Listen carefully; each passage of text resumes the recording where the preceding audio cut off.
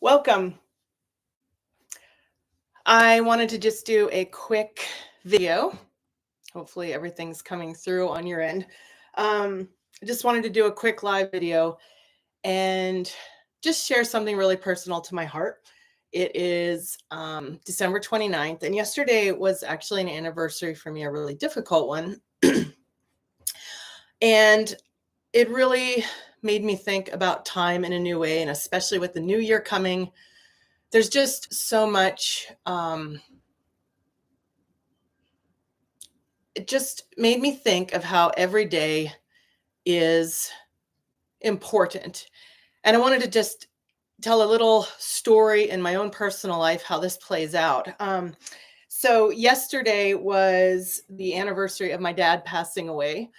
He passed away really suddenly. I think it's 15 years ago yesterday. In fact, if this will show the picture we used at his memorial. And he was an amazing man. This is definitely one of my favorite photos there of him hunting in the valley we used to go. And he and I spent a lot of time big game hunting. I've alluded to that in some of the stories. Well, as it is, he passed away suddenly due to a stroke, and in one day my life changed. I think I had just turned 30 that year, and I got a call at like 1 o'clock in the afternoon. He'd had a stroke, and by 5 o'clock my dad had passed away. There's more to the story I can tell another time, but I want to share about how time is so valuable. 9 years before this, almost to the day, crazy enough, my dad had been involved in a major motor vehicle accident where a semi trailer almost killed him, and he miraculously survived. He had a head injury, cracked his skull, broken ankle.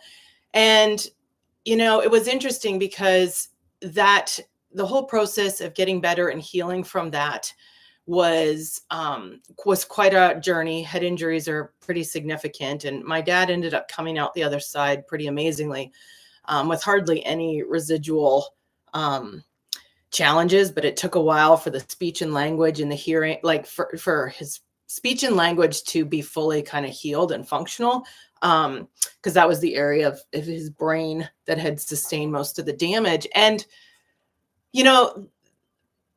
I look at time, and in my early 20s, I came across as I was studying the Bible. Many of you know I'm a devout Christian. There was these phrases called redeeming, that things that said redeeming the time. There was another one that always stood out to me. It said something to the effect of, in a prayer in the Psalms, teach us to number our days so that we may gain a heart of wisdom. And I remember along the way somewhere, someone pointed out that people who are in poverty, they count their dollars, and it's like they're time rich, but money poor. And so every decision that a poor person makes generally is based on how much it costs and the money. And even into middle class, that is in the circles of middle class, that is an important factor in most of people's decision. It's always money. That's the filter and the lens that the decisions that somebody makes are filtered through the lens of money. Money is the priority number one. Saving money, how much it's going to cost, the time it takes to make that money. But I was really blown away when they pointed out that wealthy people who are rich, look at money very differently. And they look at money in such a way that money is actually, it's an infinite resource, because they see that they can create wealth, that they can make wealth, that it's not a finite resource. The finite resource that people who are wealthy, the finite resource they're aware of is that time, Time is the number one resource that is capped and limited in their life. And I really pondered that. And it was one of the things that began to switch my thinking of money and the value of time. I went from trying to be somebody. I wanted to be a good steward in whatever I did of the resources God gave me. And so there had been different seasons of my life that I would account for every penny that I made, every penny that I spent, every penny that I gave away, every penny that I was investing in any way, although there wasn't much investing in those early years. But when I got a hold of this, I realized that if I could change how I looked at money, I could change that maybe wealth wasn't so far away, that it wasn't so difficult to gain wealth, but it had to do with what was between my two ears, right?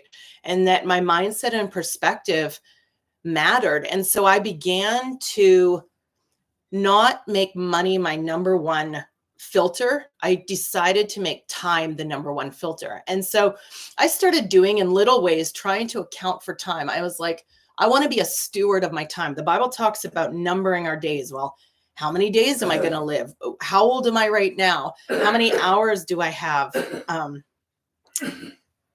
What is, it's my father-in-law who's here for the holidays in the background.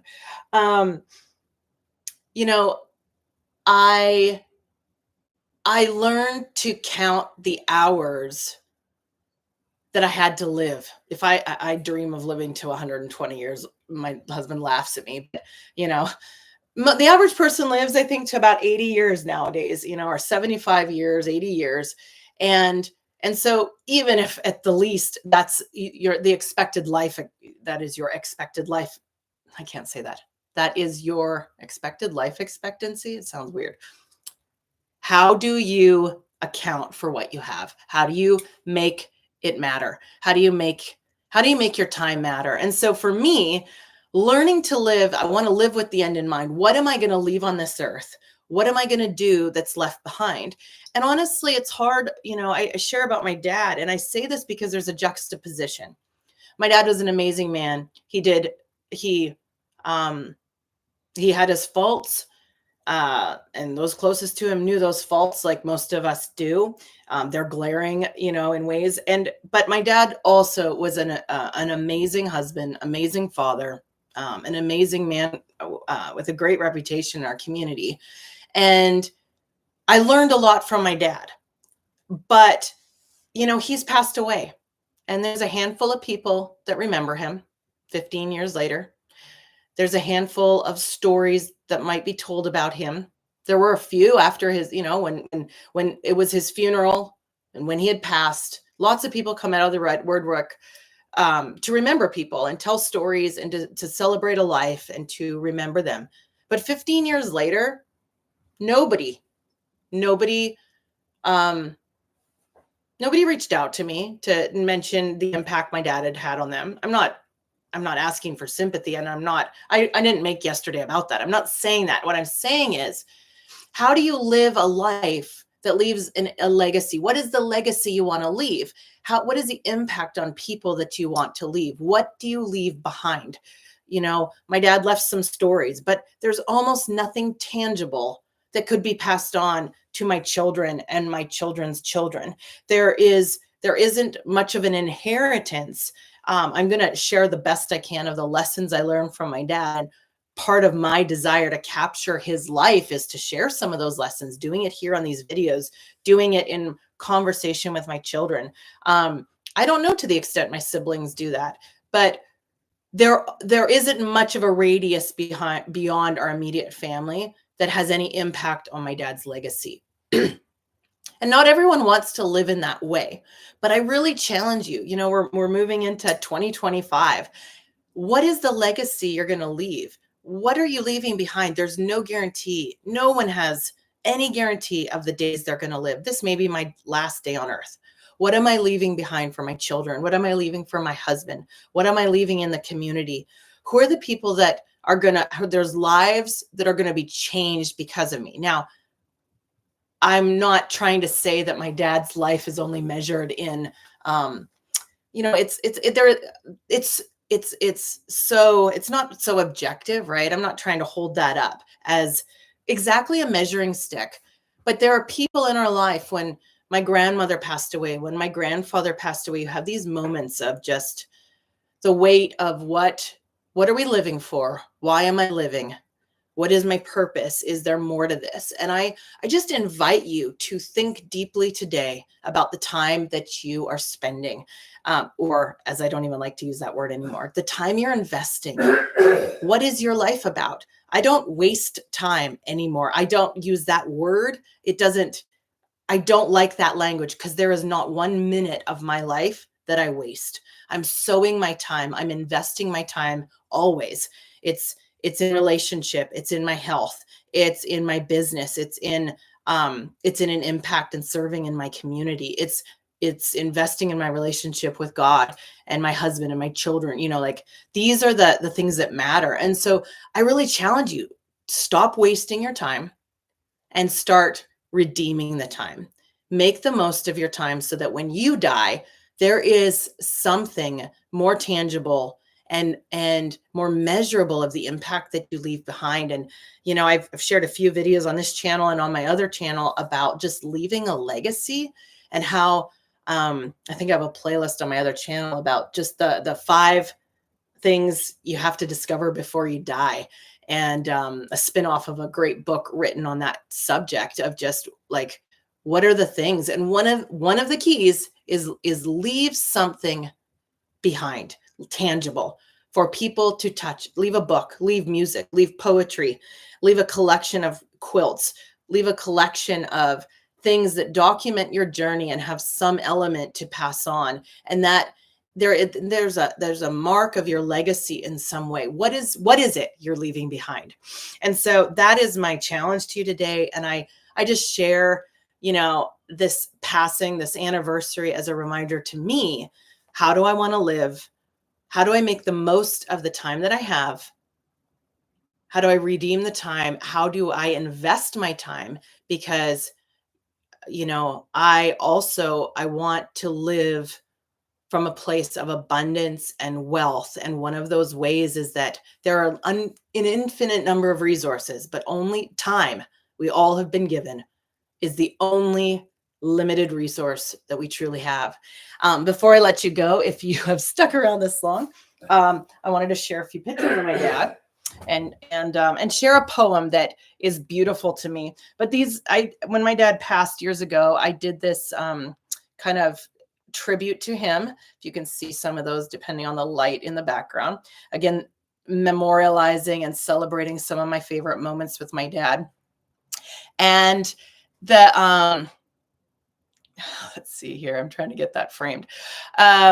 Many of them were when I was hunting, some when I was a little baby living on I've mentioned the off-grid community farm that I lived on with no running water, no electricity, no indoor plumbing, things like that. So there's a couple of those, my favorite photos. But, let me share this poem. Sadly, the frame broke in our moves, and I've got to redo this and hang it up. So this has been years, but I need to get it back on the wall. But as I was thinking about my dad, I just want to share this. And this was a poem I gave to my dad years ago, and it's beautiful. It's by Rudyard Kipling. You might know it. Maybe it'll spark something in you. But if I can give you a gift today about redeeming the time, maybe this could just be something for you to hang on to. It goes like this.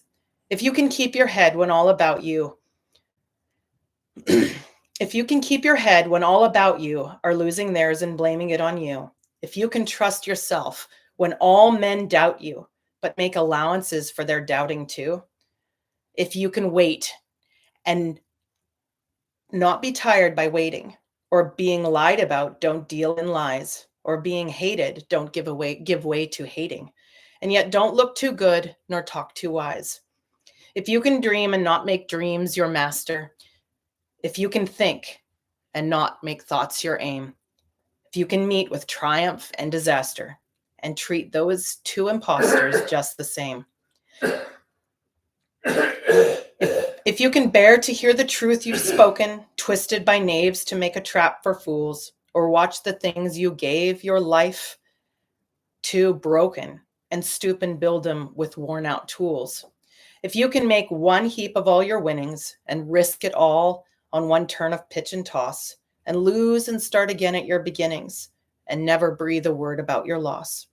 If you can force your heart and nerve and sinew to serve your turn long after they are gone, and so hold on when there is nothing in you except the will which says to them, hold on. If you can talk with crowds and keep your virtue, or walk with kings nor lose the common touch, if neither foes nor loving friends can hurt you, if all men count with you, but none too much, if you can fill the unforgiving minute with 60 seconds worth of distance run, yours is the earth and everything that's in it, and which is more, you'll be a man, my son. And that was by Rudyard Kipling, who passed, I think, in 1936. And I wrote just as the footnote there, Dad, this reads like your story for all that you have overcome. I'm so proud to be your daughter. You are my hero. And so I give that to you because, it's about, you only have so many minutes. You have a chance to redeem the time with the time that you've been given. And, my dad might not have left a tangible legacy, but my life is one of his greatest legacies, hands down. And I couldn't honor his life enough. But you can use, we learn from people. And there was, honestly, my dad, I don't feel like he was, I wish he had redeemed the time maybe better and been a better example of what it is to redeem the time and count those days and use those. Because, my dad got 9 extra years and we celebrated those 9 years more than his actual birthday every year that he had survived after that first injury and near-death experience. But the question, is what did he pack into those 9 extra years, that gift? And, that maybe that's not for me to say. These are just questions and things I've pondered through the years, and I'm pondering now, and I challenge you to ponder. Redeem the time, make the most of it, count your days, number your days so that you can gain a heart of wisdom. And I think you will be amazed at the life you can live when you live with that priority. I'll see you on the next video. Have a great day and enjoy the rest of your time. No wasting it.